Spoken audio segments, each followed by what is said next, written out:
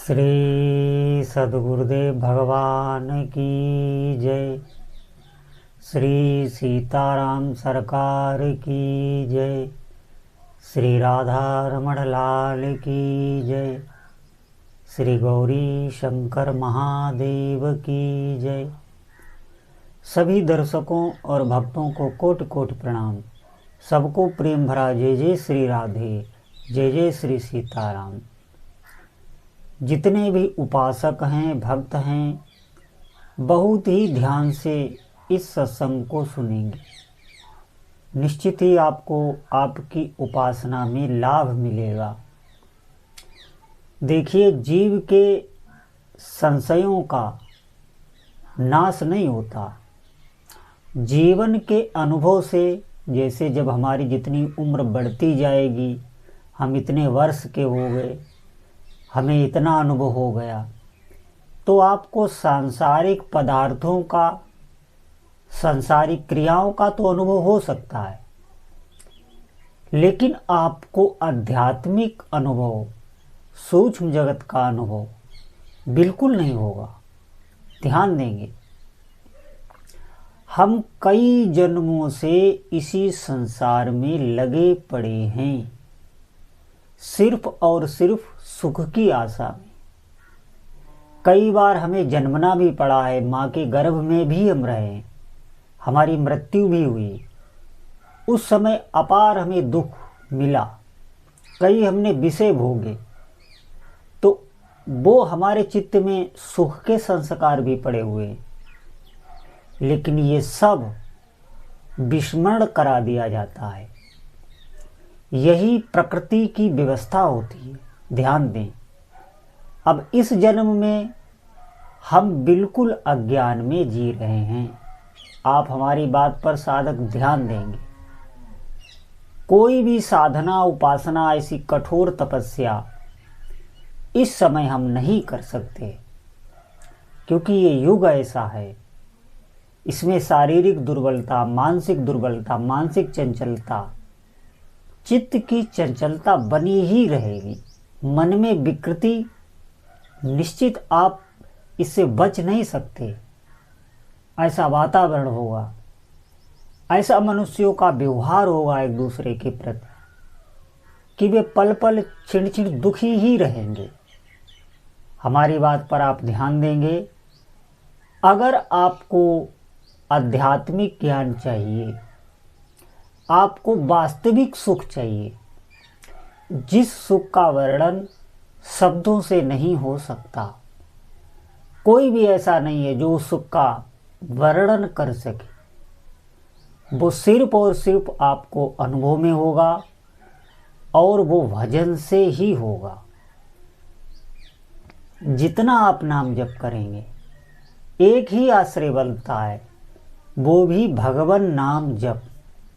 आप पकड़ लें इस बात पर और चल पड़ें, फिर आप देखेंगे आपके जीवन में एक अपूर्व शांति, जो कहीं से अभी तक आपको प्राप्त नहीं हुई, वो शांति आपको अनुभव में आने लगेगी। और ये जो बिना कारण ही मन में भय, चिंता, शोक, ये सब समूलता साधक के नष्ट हो जाते हैं। आप लगिए तो भजन में, तन में होइए, भजन को ही जीवन समझिए। और सबसे महत्वपूर्ण, अगर आपके जीवन में कुछ रह जाए तो वो नाम जप ही रह जाए। इसका मतलब ये नहीं है मैं व्यवहार के सभी कार्य छोड़ देने हैं, हम कहीं एकांत में चले जाएं और हम कोई भी व्यवहारिक, कोई भी कर्तव्य कर्म ना करें। इसका मतलब ये बिल्कुल नहीं है। आपको उसी स्थिति में भजन करना है, क्योंकि जितने कर्म आप लेके आए हैं, उन कर्मों का निर्वाह आपको करना ही पड़ेगा। इसलिए व्यवहार ना छोड़ें, व्यवहार में नाम जप करते हुए आप व्यवहार करें। बात को समझें। प्रारंभ में हो सकता है आपको रुचि ना हो, लेकिन आप देखेंगे कि जब आपको जो शांति चाहिए थी, जो आपको सुख चाहिए था, जो विषयों में अभी तक हमें नहीं मिला, जब आपको वो मिलने लगेगा तो आपके नाम में रुचि बढ़ती चली जाएगी। फिर आप किसी की तरफ देखेंगे ही नहीं। आपका एक निश्चित रास्ता हो जाएगा, एक निश्चित मंजिल हो जाएगी, आप चलते चले जाएंगे।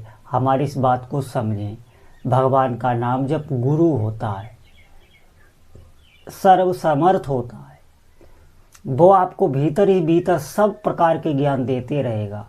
कोई भी जीवन में संकट आए, कोई प्रतिकूलता आए, आपका मन ही आपके आगे विकार उत्पन्न करे तो वो ऐसा आपको ज्ञान देता रहेगा, आपको भीतर से ही सलाह देता रहेगा, रास्ता दिखाता रहेगा, आपकी पूरी सहायता भी करता रहेगा।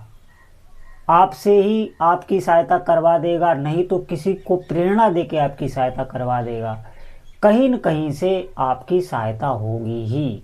आप ध्यान रखें, भगवान नाम जब सर्वसमर्थ है, माता पिता की तरह इस लोक में दुलार करता है और परलोक में तो है ही। आप देखेंगे परलोक में हमारे साथ क्या जाता है। यहाँ से कुछ भी लेके नहीं जा सकते, सिर्फ और सिर्फ भजन ही सूक्ष्म जगत में जाता है। और जीव जब पुनः लौटता है तो भजन उसके साथ ही होता है, क्योंकि कई कारण ऐसे हो जाते हैं जिससे उनका पुनर्जन्म होता है, आसक्तियां बनी रहती हैं। मन छोड़ता नहीं उन वस्तुओं को, लेकिन नाम जब करता है तो निश्चित मानिए कभी भी आपकी दुर्गति नहीं होगी। और अगर आप जीवन में भगवान नाम जप को ही सर्वस्व मानकर उस पर विश्वास करके आप लग जाएं, तो फिर आप जन्म मरण से मुक्त हो जाएंगे। निश्चित ही जिन आराध्य देव का आप नाम जप कर रहे हैं, इसी शरीर से, इन्हीं आँखों से उनके दर्शन भी प्राप्त होते हैं। इसीलिए साधकों से प्रार्थना है, आप धीरे धीरे लगाइए, नाम जप की महिमा सुनिए, क्योंकि ये बहुत सरल साधन है। सरल जितना सुनने में है उतना करने में कठिन भी है। आप ध्यान दें, आप कभी एकांत में बैठकर थोड़ी देर भी नाम नहीं जप सकते, क्योंकि मन बार बार आपको विचलित करेगा, आपके भीतर विकार उत्पन्न करेगा। इन विकारों से बचने का एकमात्र उपाय इन इंद्रियों को, इन मन को, इन सबको संयम में करने वाला भगवान नाम जप ही है। क्योंकि जब आपको नाम जप में स्वाद मिलने लगेगा, फिर हर जगह से मन अपने आप ही हटने लगेगा, क्योंकि मन की एक आदत है, इसे जब अधिक सुख मिलता है तो ये अल्प सुख की तरफ नहीं भागता। ये नाम जप नहीं है तब तक जीवन में विश्राम कहाँ। हम सोचते हैं हमें कहीं सुख मिल जाएगा, ये कर लें तो हमें प्रसन्नता आ जाएगी, ऐसा हो जाए तो हम सुखी हो जाएं, ये व्यक्ति मिल जाए, ये धन मिल जाए। ये हमारी कामनाएं तो आप देखेंगे व्यर्थ ही हैं, सुख नहीं मिलता वहाँ से। क्योंकि जहाँ भी आप सुख खोज रहे हैं उसमें जो भी सुख है वो भगवान की सत्ता से ही है। अगर भगवान वहाँ से अंतर्ध्यान हो जाएं तो उसी व्यक्ति में, उसी वस्तु में, उसमें कोई भी आपको सुख का अनुभव नहीं होगा। हमारे मन की ये जो विचित्र दशा हो रही है, ये अज्ञान के कारण ही होती है। आपको जो सद ज्ञान है, जो हमारा वास्तविक ज्ञान है, वो आपके भीतर प्रकाशित ही तभी होगा। वो स्वतः प्रकाशित होता है, वो पढ़ने लिखने से नहीं आता, वो पहले से ही है, वो प्रकाशित होता है सिर्फ भगवान नाम ही जप से। इस बात पर ध्यान देंगे, आप देखेंगे कि एक अद्भुत, जो पहले हम विषयों के पीछे भागते थे, छोटी छोटी बातों में हम सुखी दुखी होते रहते थे, एक अद्भुत ज्ञान आपके भीतर प्रकट हुआ। और वो ज्ञान साधक का कभी नष्ट नहीं होता, अंतिम क्षण तक वो ज्ञान बना रहता है, अगर आप भगवान नाम जप कर रहे हैं। इस बात पर ध्यान देंगे। नाम जापक भीतर से हमेशा संतुष्ट रहने लगता है, क्योंकि हमारे भीतर चंचलता तभी है, हमारा मन व्यथित तभी होता है, हमारे भीतर संतोष नहीं है।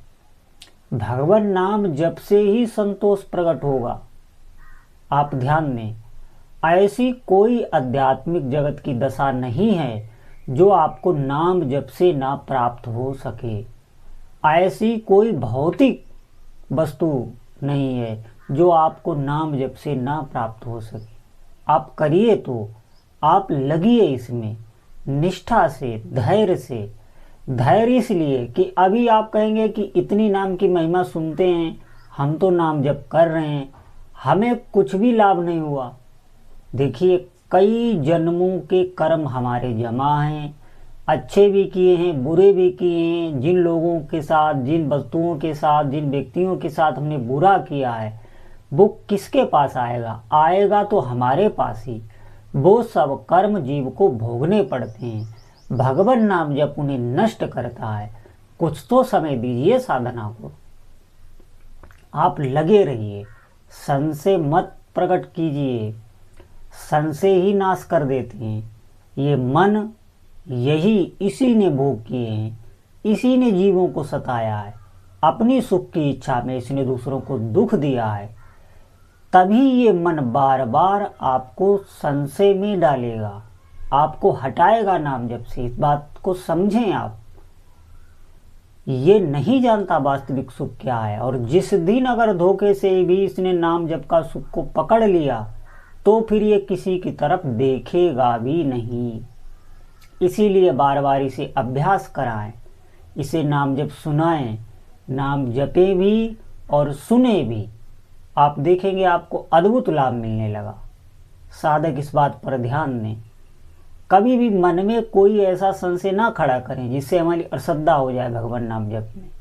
अरे आप कोई भी क्रिया करते हुए नाम जप कर सकते हैं, बात यह है उस पर ध्यान देने की कि हमारा ध्यान है, बार बार आ रहा है कि नाम जप हो रहा है कि नहीं। ऐसा ज्ञान हमें बार बार हो रहा है। ये ज्ञान पवित्रता से होता है, नहीं तो आप भूल जाएंगे तो लंबे समय तक आप भूले रहेंगे। ये अपवित्रता से होता है।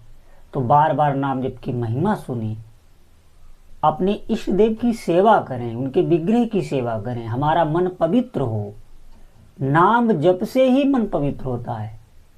अगर आप नाम जप जबरदस्ती करने लग जाएं, बार बार नाम जप की आवृत्ति करें, वही नाम बार बार रटें, तो नाम जप से ही नाम जप में मन लगने लगेगा। ये भी बात सिद्ध है। तो साधकों से प्रार्थना है कि आप नाम जप करें, अधिक से अधिक करें, सत्संग का लाभ लें, अपने जीवन में इस बात को धारण कर लें। अगर आपको सुख चाहिए तो निश्चित मानिए, आप जो चाहिए भगवान नाम जप से प्राप्त हो सकता है। लेकिन हम लगे तो सभी साधकों से प्रार्थना है, आज से ही अधिक से अधिक भगवान नाम जप करें। बोलो जय जय श्री सीताराम।